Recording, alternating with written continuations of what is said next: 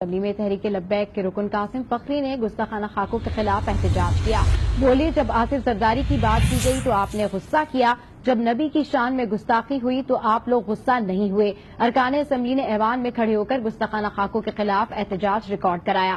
مزید جانتے ہیں نمائندہ آج نیوز خاور حسین سے۔ جی خاور حسین، کیا تفصیلات ہیں آپ کے پاس؟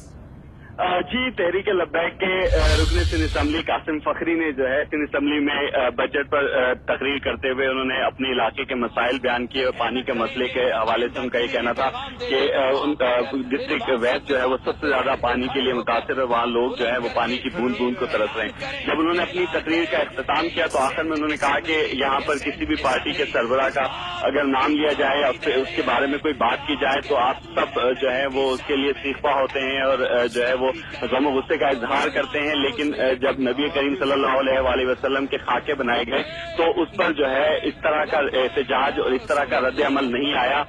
کیا نبی کریم صلی اللہ علیہ وآلہ وسلم ہم سب کے قائد نہیں ہیں؟ کیا وہ ہمارے سب کے رہنما نہیں ہیں؟ تو اس کے بعد پھر انہوں نے کہا کہ سب مل کر جو ہے وہ کھڑے ہوں اور اس طرح کی گستاخانہ خاکوں کے حوالے سے جو ہے وہ احتجاج کریں۔ ٹھیک ہے خاور حسین، اپڈیٹ کریں کہ آپ کا